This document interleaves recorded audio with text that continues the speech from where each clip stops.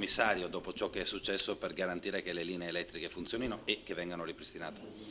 Ma guardi, io penso che la possibilità di avere un commissario potrebbe essere da valutare fino in fondo, perché ci darebbe operatività. Oggi quei territori hanno bisogno di operatività, perché penso che i tanti danni da recuperare li si debbano recuperare in tempi celeri e forse avere procedure snelle ci permetterebbe di essere incisivi. Ma non c'è solo Cortina colpita, diciamo, da questo blackout. No, guardi, i Veneti sono tutti uguali. Cortina porta la sua carica mediatica che ci ha dato un parterre internazionale. Io ho anche pensato che se non ci fosse stata Cortina magari non se ne sarebbero neanche accorti. La verità è che poi i disagi li hanno vissuti soprattutto quei cittadini, quei veneti che vivono nei piccoli borghi, nei piccoli comuni, in uno di quei oltre 20 comuni interessati dalla mancanza di energia elettrica, dove il disagio è molto più evidente, molto più solido rispetto a che vivere in città.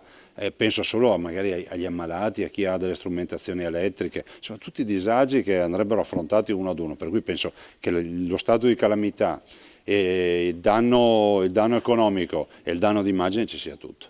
Più deluso, più arrabbiato, magari con Enel e Terna?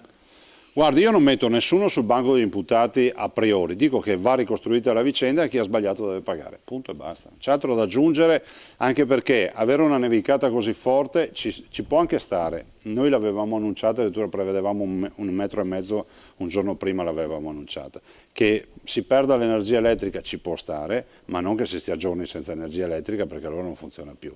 I danni sono stati ingenti e penso che qualcuno dovrà rispondere di questo. Poi se lei mi dice chi, non glielo so ancora dire, anche se ho qualche idea, ma è bene che ce lo facciano dire dagli esperti in modo tale che poi si vada dritti.